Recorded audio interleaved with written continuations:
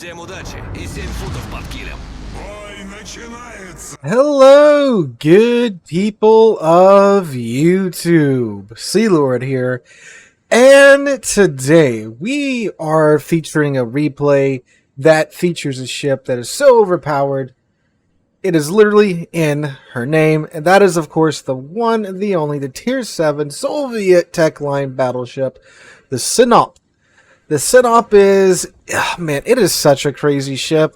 Wargaming's bonked it with the nerf pad a few times, but this thing is just absolutely cracked at Tier 7. Which means when Tier 7 ranked, and even when the very odd Tier 7 clan battle season rolls around, Synop is absolutely everywhere. Now, today's video is a pretty interesting situation for our Synop player here, one fellow by the name of Quacks. So Quacks is in a Tier 9 game. Now, Tier 9 games are usually just absolutely, seal clubbing parties for the Tier 9 ships in them. And in this case, there's a handful of Tier 9s, but it's mostly Tier 8s and Tier 7s. Mostly Tier 7s if we're looking at the lineups screen here. So, again, this is normally a situation where the Tier 9 ships, they run around all hunky-dory because they are finally, for once, top tier. They can finally, just absolutely crap on the ships that are 2 tiers below them. However, Quacks is in a Synop, and Synop does not care. The ship could give less of a crap what tier it's in. It's going to do great. What's very interesting, too, is I'm just seeing this as we load this up, because this is a live reaction replay. If you're new to one of these replay videos, what I do with most of my replay videos is that I don't watch them in advance and commentate on them as things happen. You get to see my genuine live reactions as the events play out in front of my screen. I'm watching this for the first time with you guys, so you get to hear my genuine reactions. It's a bit more fun than just the typical replay videos that you can find around on YouTube, in my opinion at least. But anyway, so Quacks is in arms race again, Tier 9 game in a Tier 7 ship. Looks like he's pushing up to the western side. But back to what I was saying, what's interesting is that it doesn't appear that Quacks has a fully spec'd out commander just yet, because if you look at his consumable bar there at the bottom, he only has 3 hills. Is he going to grab one? He's going to grab the Southern Dragon. Overpins him. He only has 3 heals. He doesn't have the 4 that you can get with the Discount Superintendent, whatever the new skill's called. And he only has 4 repair parties. 4 damage cons. As we all know, the Soviet battleships have the quick damage cons, so they are limited in the amount of charges they can get, and their base amount is 4. You can get 5 with the skill, which is a skill that you definitely want to take with these Soviet battleships. Look at that Minnesota Tier 9 battleship. Now, if you're wondering, the Synop does have 16-inch. What happened there? Whoa! Okay, aiming bug. Still gets 1 shell perfectly to the broadside of that Minnesota for 4K. Okay, Wargaming. What in the world? It's been a while since I've seen that happen. But anyway, yeah, it does have 16-inch gun with Soviet AP. But as you can see, it does have a shorter range. It is a Tier 7 battleship after all. What's this Southern Dragon do? Okay, no, he's running away. Minnesota, though, looks like Quacks is going to get his full broadside off. And he picks up the HP buff, which very good to have in this situation. Oh, God, this is a beautiful shot. 10 kilometers out. Lets the shells fly. And that is not bad dispersion for a Tier 7 battleship. And 31k, 8 out of 9 shells hit. Man, a lot of Tier 9 battleships would have problems getting all the 90% of their shells to hit, like Quacks did just there. Because of course, with the Soviet dispersion gimmick, essentially the closer you are to the target, the better your dispersion is, and therefore your guns are more accurate. Is that Minnesota just going to sit there and let him do it again? Oh no, Minnesota. Oh, or is he going to go for the Lazo with the Nagato out there? I'd go for the Minnesota. Oh, yeah, just get that free damage. And this, of course, too, is a big pickup for him, not only because it's essentially, excellent damage, but he's a Tier 7 ship doing damage to a Tier 9 ship. He gets the improved economic income that does award you. Since you are a low-tier ship doing damage to a high-tier ship, you get, I believe it's a 0.5% or a 1.5% buff for that damage. Takes a shot at the Algerie, who might be dead here. Oh, Citadel, though. Man. Okay, so another 20k there. He's having a great match so far. Ooh, but the Nagato, oh man. The Nagato almost gets him. Now, the other good thing about the Synop is that the armor is great. If you're bow in angled, you are, shoot, man. Even from by tier 9 ships, you're going to be around for a minute, right? But the side armor, like all the Soviet battleships, is very squishy. So that Nagato having that flat broadside was a little bit of pucker factor there. Another 16k from the Minnesota. That time with 6 shells hitting, 6 out of 9. So, God, nice. Man, again, crazy dispersion for a tier 7 battleship. So, he puts the island in between himself and the Nagato so that the Nagato doesn't have his side anymore. This Algerie is still just sailing almost perfectly straight. He is turning in a little bit here, which, I mean, hey, that's even better for Quacks. He lets the shells rip. Oh, look at that dispersion, man, again. Oh, he's dead. This is a dead Algerie. Yep. Death strike in the first 6 minutes of the match. God, you gotta love it. 92,000 damage, 1 death strike, 1 kill so far. Both teams are down by 2. Pretty even match so far. And, you know, that shouldn't be a surprising thing to say, but it is with how high tier games go nowadays. Because by now, you know, one team, all their DDs are dead, half the team's gone already. The team's probably all at 1 cap, while the enemy team has the other cap secured. But here it's a pretty even spread so far. Oh, do it again. Do it again. Do it again. Okay, no, he's turning out. I don't know. I mean, with the 16-inch guns that the Synop has, it could be possible. Man, I'm surprised that Minnesota got away. Well, see, what happened to Minnesota is that Quacks has pushed up to this island here. If you look at the minimap, his other teammates that went this way, they're still huddled around G3. But now that Quacks is pushed up here, that Minnesota has to angle to that clump of ships there, or he has to angle to Quacks. And I mean, you know, as bad as giving a ship your flat broadside is, giving 3 ships your flat broadside is worse. However, when you have a good position like this, you do kill tier 9 ships. Nice. 10k. I wasn't sure if that was actually going to kill him. Just risked it all there with that one line. Alright, so, I don't know if I would have damage con that one fire. He burns a damage con and a heal right now. Nah, I don't know about that there, Chief, but, okay, well, I mean, the heal kind of paid for itself right there. But a single fire damage con, when you got island cover this close to you, nah, I wouldn't have done that, especially right there, ladies and gentlemen. That is why you hold on to those heals, to those damage cons, because it just went out.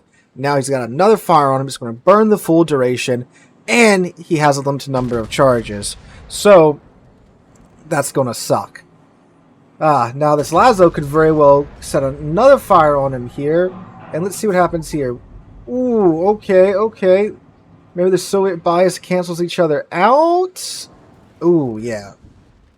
Just manages to send those a little bit too far. Well, I mean, that's probably the dispersion at that range, let's be honest. Alright, so his fire's about to set itself out now.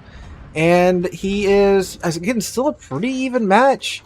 If anything, the enemies actually have the advantage right now because of the buffs. The enemies have a reload buff, a damage buff, a health buff, and a healing buff, while Quacks' team, they do have a maximum damage buff, so that's nice, and 2 charges of the healing buff, but they don't have the reload buff and the overall ship HP buff.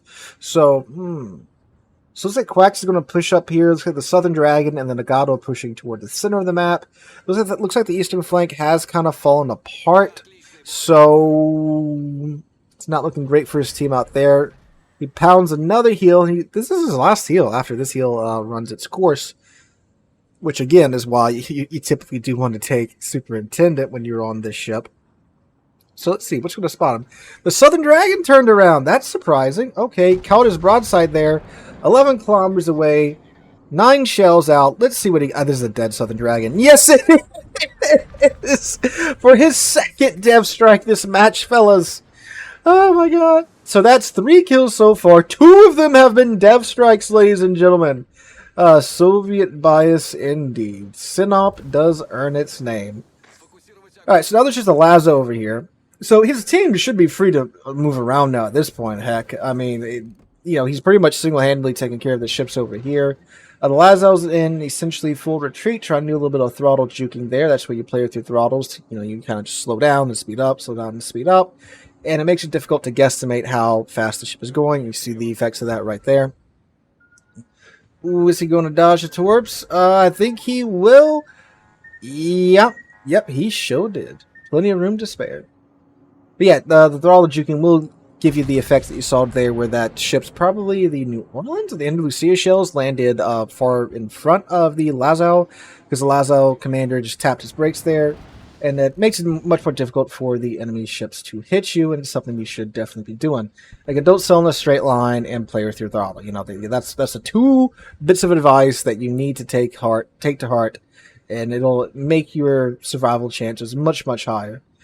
Things are not going well for the friendly team. They are down 4 cruisers and a battleship, while the enemy team are down 3 cruisers, a battleship, and a deity, although they did lose their eyes. And, well, I say that, but I think they're about to lose an Agato here. Oh, man. Quax is being quite, quite conservative with his shells there. I mean, you do have to pay for the munitions afterwards, so there is that. Just launches 1 turret's worth of shells at the Nagato, picks up the kill for kill number 4. Man, this is a very even game so far. One side gets a kill, other side gets a kill. So what happened here is that the western flank, the friendly western flank, has managed to have great success, while the friendly eastern flank has not. But conversely, the enemy western flank has not had great success, while the enemy eastern flank has. So essentially they've traded flanks so far pretty evenly. And now they both have to try and get that middle cap, because whoever gets that middle cap, you get a staggering, it's like, what, 10 points a second? So the game quickly ends once that middle cap has been secured. So you got to do that hopefully before the enemy team does, or at least get in there while they're in there so you can contest the cap. The cap does shrink down to a certain point. So it's supposed to encourage you to get close, but in my experience, by this point in the game, one side's typically won already, so it's kind of a moot point. Ooh, lands just a little short there for the Lazo. Picks up another healing buff, so now they have a complete healing buff going up, and you can tell he's almost back at full health. And, yeah, alright, so pretty good situation for a setup. Ooh, there's an Azuma. Oh, yes, do it. Oh, that's beautiful. As a battleship main, I am drooling right now. Alright, 2 turrets out. Let's see, will it be enough? I don't think it'll be enough. Unless he accelerated and he gets the squishy bits. Ooh, just 2 pins, no citadels. Alright, turret 3. Can turret 3 finish the job? He's actually going reverse. Okay, a little bit high there, but let's see. Enemy Rupert gets the friendly Palmer down, and he's Mike poking pretty good. Just a little bit too shy. Dang. Alright.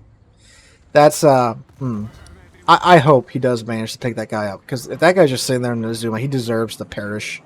Alright, Lazo, again, making use of his throttle, playing with his throttle, slowing down, speeding up. Absolutely barbecuing Quacks here in his Synop. And, just an overpin. 2 fires on his Synop now. He's not putting out the fires, which, hey, I mean, he's got a full HP ship, and he still has plenty of damage cons left, so no need to waste them at this moment. Rupert coming out at 14.5 kilometers. Ooh, that Mayoko and that Hipper are not looking too hot. He does have the Rupert's broadside. Can he get him down before the Rupert takes out the friendly ships? The Hipper is down, and those shells miss, but thankfully the Hipper did manage to secure the Rupert kill. But again, now the friendly team's down to 4 ships. Enemy team's got 5 ships left, so they're down by 1 ship. They're down on points. They're down on buffs. And, well, Quax is out of heals at this moment. Oh, come on, Room. Keep turning.